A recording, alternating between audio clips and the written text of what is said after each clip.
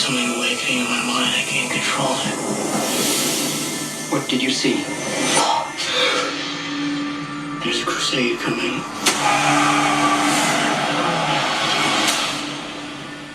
Do you often dream things that happen just as you dreamed them? Yes.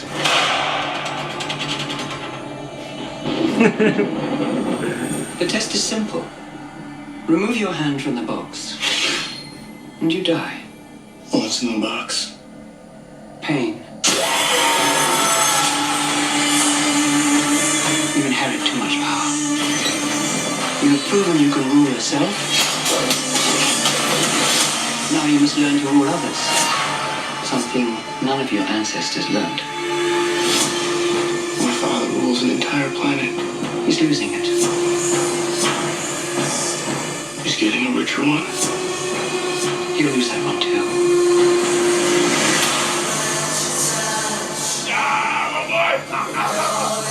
Oh god. Arrakis is a death trap. Kill him. Oh, I don't know. This is an extermination. They're picking my family off one by one. Let's fight like demons. An animal caught in a trap will gnaw off its own leg to escape. What will you do? I know you.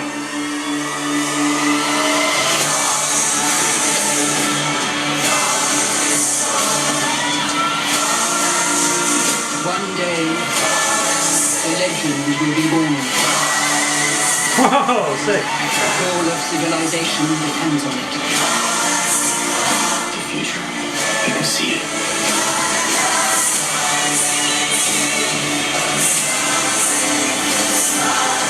And that's not fear.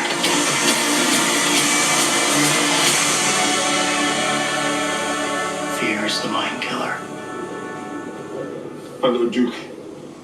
Where the fear is gone, only I will remain.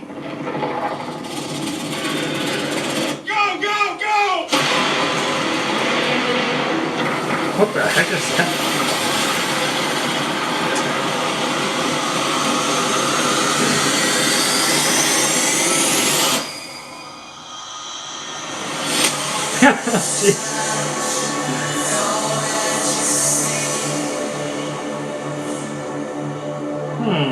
Okay. All right. So, I don't have much knowledge on this of this book. Obviously, Johnny's the more the expert on this than I am of the actual story. So, I mean that looks really good. I see Denis Villeneuve's like other films in this movie, like Arrival. You know, obviously Blade Runner are the two easy comparisons just from literally what we just saw. It looks good, man. The one thing that I like when they show like the big fight scenes and stuff, I'm like, that just doesn't look right. Like, and for whatever reason, it's like you can tell it's CG or just like the ratios are off or something. This doesn't look like that. Like the few times where you saw something big in the background or like a big like like armies lined up or something, Yeah, it looked the scale looks really on point. Yeah, exactly. So the scale and like just how they have it set up looks good. Like I said, I have no idea. I do know that this is the first part, right? Like they split the book up into two, pretty much. So I don't know what exactly they're going to do in this movie and what point they're going to cut it off. I do. I mean, what do you think, Johnny? So just preference. Yeah. Not preference. Preface this with the fact that I've read the book.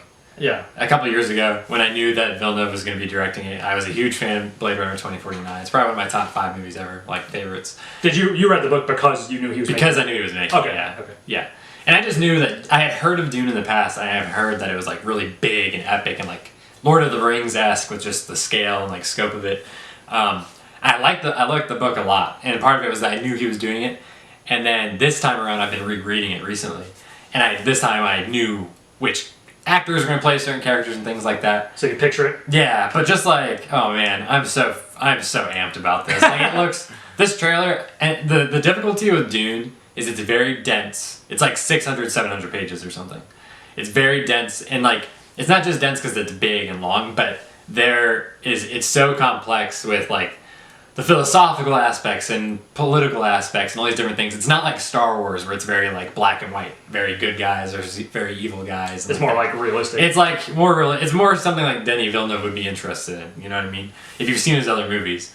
And so with this trailer, I was like, they have to do a good job of kind of like riding the line between too like bombastic and like, you know, you never get Michael Bay vibes from a Denis Villeneuve movie, but like you don't want to be like all action and like nonsense and CGI and stuff. Yeah. With this, it looks very real. Looks very like Blade Runner 2049, which had amazing effects and lots of like huge sets and practical sets and effects and all that kind of stuff. Like I think Timothy Chalamet, they had a big Q&A earlier, and he said that he had 2 scenes where he had a green screen in it.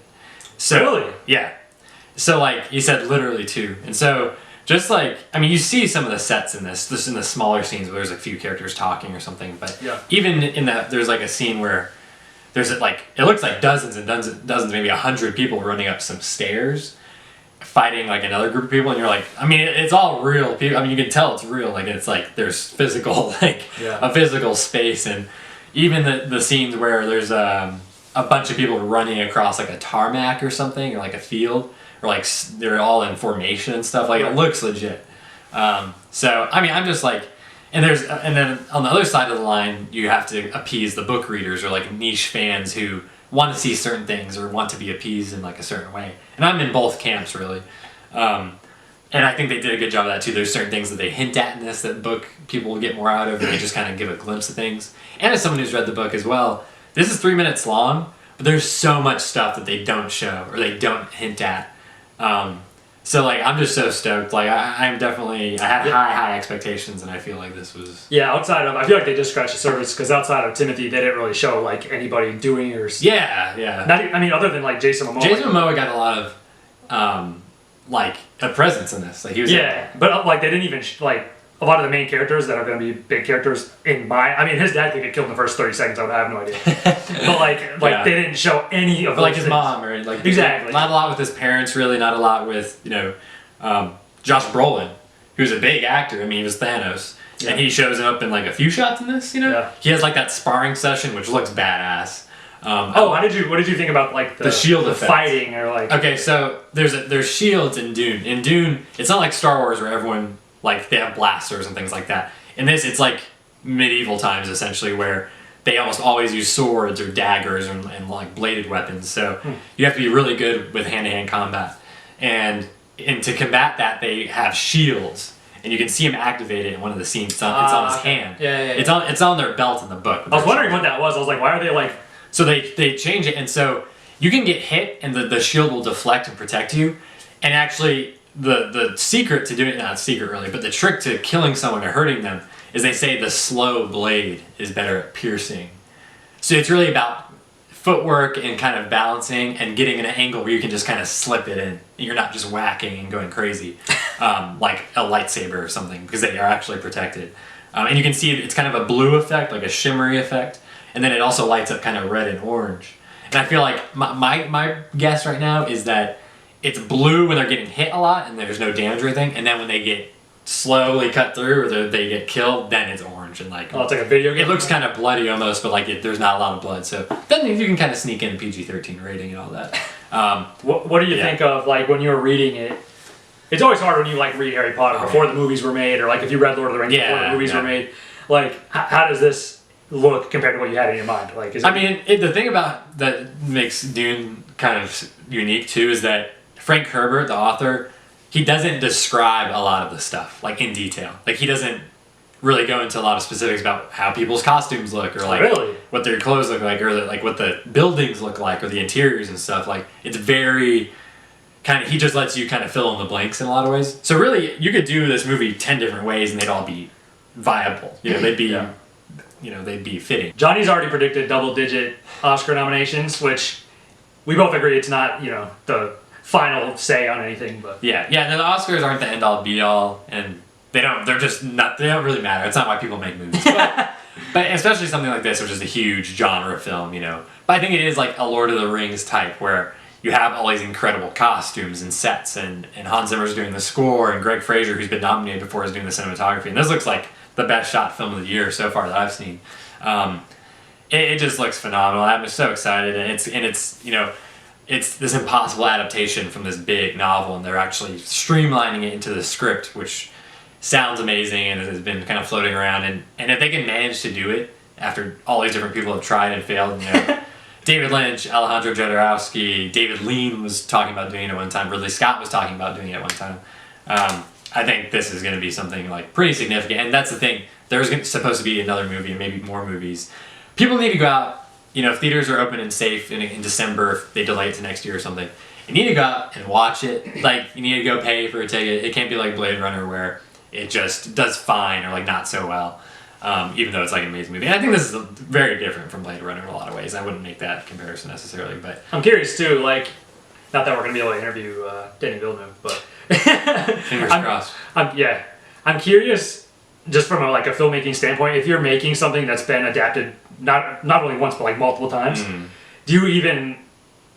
I would be tempted to go back and watch those other things, even if your adaptation was going to be nothing like them, just to see if there was anything like, oh, that was cool, like maybe I should do that.